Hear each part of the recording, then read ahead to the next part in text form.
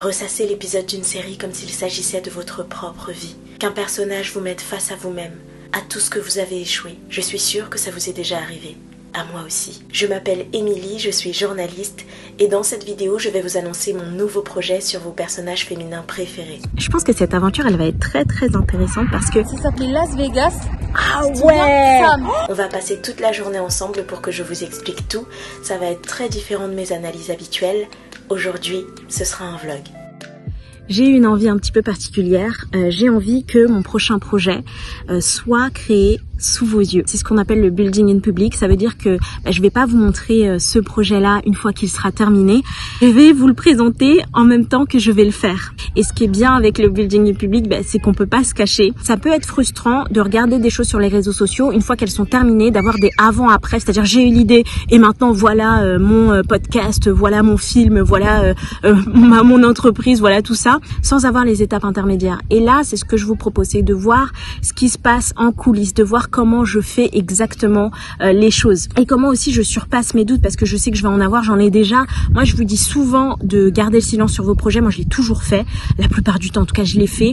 Je ne disais rien, même pour mes vidéos YouTube, quand j'ai vraiment repris YouTube et que je suis arrivée avec un nouveau concept, je n'ai rien dit, j'ai juste fait et c'est tout. C'est une règle à laquelle je vais déroger cette fois-ci. Le fait de créer un projet sous vos yeux, ce sera le meilleur moyen pour moi de pas abandonner. Pour la première fois de ma vie, je me suis pas posé la question pendant 1000 ans, est-ce que je fais ce projet ou pas? Je savais que j'allais le faire. J'ai pas cherché de la validation, quelque chose comme ça. Je pense que cette aventure, elle va être très intéressante parce que la plupart des gens qui ont le syndrome de l'imposteur ne se rendent pas compte que la plupart d'entre nous ne savons pas du tout ce que nous faisons.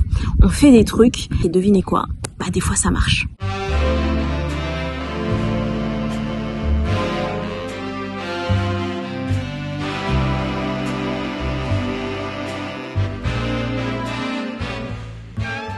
Je vais vous présenter le projet qui s'appelle Les Clever. Oui, j'ai déjà donné un nom. Qu'est-ce qui va se passer chez Les Clever? Alors, s'il y a bien quelque chose que j'adore, au-delà même des vidéos YouTube analyse que je fais déjà, c'est faire des lives. Je fais déjà des lives dans une autre communauté qui s'appelle Les Storytelleuses où j'apprends à des femmes à devenir podcasteuses professionnelles. J'annonce souvent 1h30 et on finit toujours par déborder sur 2h30, 3h parce que on veut pas se quitter tout simplement. Donc, chez Les Clever, il y aura des lives. On va se retrouver une fois par mois pour analyser un personnage en profondeur. Mais attention, ce sera différent de mes vidéos YouTube. Là, on ira beaucoup plus loin sur la vie personnelle et la vie professionnelle de cette personne-là et on s'en inspirera pour notre propre vie parce que oui, il y aura un aspect dev perso. Je lis vos commentaires et j'ai remarqué que vous étiez un petit peu comme moi, c'est-à-dire que vous regardez des séries pas seulement pour chiller et juste se détendre, vous regardez des séries en analysant en profondeur. J'aime bien les regarder et en tirer quelque chose de fort et de l'appliquer à ma vie personnelle. C'est une manière un peu étrange de faire son développement personnel, mais moi j'aime bien.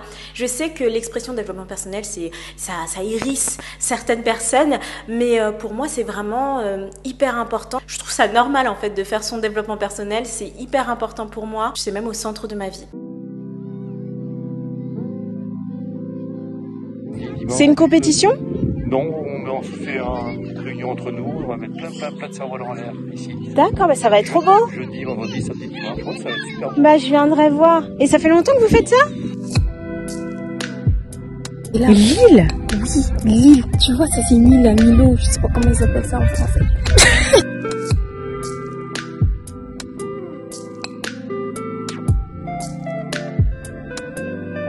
Pourquoi je ne fais pas ces lives sur YouTube? Tout simplement parce qu'il y a l'option membership qui est là depuis un petit moment et qui permet justement de proposer des abonnements à ses abonnés YouTube. Alors il y a deux raisons. Déjà, tout ce que je vais dire ne sera pas politiquement correct. Je vais parler de ma vie personnelle, je vais parler parfois de mes choix personnels. Vous aussi, vous allez vous exprimer, donc j'ai envie quand même d'avoir un espace privé. Il y a un livre qui m'a beaucoup influencé pour cette décision qui s'appelle Montrer votre travail. C'est-à-dire quand vous avez un projet et que vous avez un nom, ne vous prenez pas trop la tête sur un nom. C'est-à-dire que les Clever, je l'ai choisi, je l'ai répété encore et encore et encore et à un moment donné, on s'y fait. Donc, vous avez un nom, vous achetez un nom de domaine. vous achetez un petit bout d'internet. Et c'est un petit peu comme si vous achetiez un terrain. Quand vous achetez un terrain, eh ben, vous êtes propriétaire. Et le fait d'avoir un nom de domaine, déjà, ça acte le projet. Vous avez le je ne sais pas quoi.com. Eh bien, moi, j'ai lesclever.com. YouTube, c'est pas chez moi. Je suis une invitée, tout comme vous. Donc, c'est vraiment très important d'aller, de quitter parfois la plateforme. Cet espace privé, ce sera le mien et je serai plus sereine aussi. Quand c'est pas chez vous, on sait pas ce qui peut se passer. Donc, voilà, j'ai envie de vous inviter chez moi et ce sera sur lesclever.com.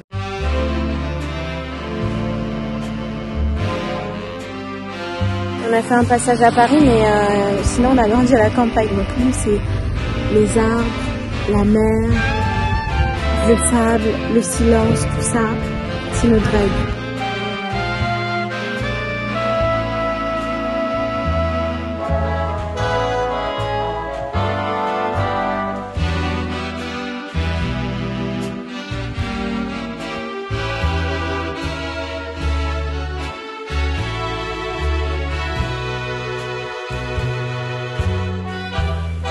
Alors on s'est posé sur le lac, on l'a cette vue. Ma soeur avait un surnom pour moi quand j'étais petite, c'était quoi? Hermione. Hermione Granger. Pourquoi tu m'appelais comme ça? D'Harry Potter. Tu lui ressembles, t'es studieuse. Pas physiquement en tout cas. T'es studieuse. Elle était studieuse, c'est un personnage studieux. Parce que j'avais 11 ans hein. Irrévérencieuse. Il y a une théorie à laquelle je ne crois pas, qu'Hermione serait noire. Et puis mais même ça, dans ta façon de parler, comme Hermione. Quand j'étais petite ou maintenant? Si ça vous dérange pas, je vais me coucher avant que l'un de vous ait encore une brillante idée pour nous faire tuer. Ou pire, nous faire expulser. Toi, il y a un personnage qui t'a marqué, qui t'a appris des choses sur toi, qui t'a bousculé? Dans les personnages, par exemple, de séries, oui, ça s'appelait Las Vegas. Ah ouais. Sam. Je me voyais trop dans Sam avec ses robes. Dites-moi dans les commentaires si vous connaissiez Las Vegas. Là, c'est vraiment les séries à l'ancienne, quoi. Ouais, Las Vegas. Donc Sam, pourquoi t'aimais Sam? Sam, elle était libre. Elle était libre. Mais en plus, elle avait un poste où elle devait s'occuper des grosses baleines. Donc, les grosses baleines, c'était quoi? Riche. Et elle était en compétition avec d'autres hommes, mais elle y arrivait. C'était un petit bout de femme, mais elle était incroyable. C'est vrai. Ouais, c'était une battante. Elle était stratège. Elle savait comment les prendre, comment leur parler. Elle avait ce truc que les autres n'avaient pas. C'était de la séduction, mais au travail. C'était pas charnel ou quoi que ce soit, mais elle savait. Hein. Ouais, elle était très ambitieuse, ouais. Elle était ambitieuse, Sam.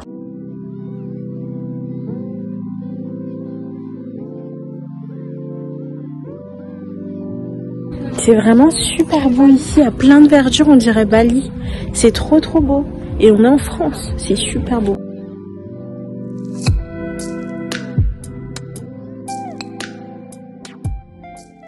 Ce que j'aime bien avec les lives, c'est que je vais pouvoir allumer vos micros. Vous aussi, vous allez pouvoir vous exprimer. Je vous lis, je sais que vous avez pas mal de choses à dire. Donc, ça va être hyper intéressant. Vous allez pouvoir créer des liens avec d'autres personnes. Donc, ce qui est super, c'est que les gens se rencontrent en vrai parfois. Puis, ça finira par arriver. On fera un événement en vrai, je vous le promets.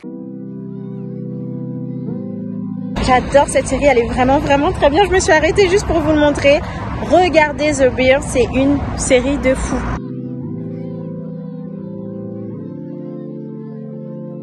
Je me suis fixé un objectif d'abonnés avant d'ouvrir les Clever, ce sera 10 000 abonnés. C'est un gros défi pour moi, mais je pense que c'est faisable. L'idée, c'est que dès que j'arrive à 10 000 abonnés, donc je me suis fixé la date de janvier. C'est aussi ça le building public, hein, c'est annoncer des trucs et on verra si j'y arrive. À ce moment-là, j'ouvrirai les Clever et toutes les personnes qui seront sur la liste d'attente auront un prix abordable. Ça veut dire que quand vous vous inscrivez à la liste d'attente, vous n'allez payer que 9 € par mois pour les Clever. Et vraiment pour ce que je vais faire, c'est rien du tout. Ce qui est important, c'est que ce prix-là ne changera jamais pour vous, alors que pour les personnes qui nous rejoindront plus tard, ce sera 19 €. Je vous recommande très fortement de vous inscrire sur la liste d'attente parce que les places seront limitées. Je veux pas que ce soit n'importe quoi au début, donc à un moment donné, je vais fermer les portes et plus personne ne pourra rentrer.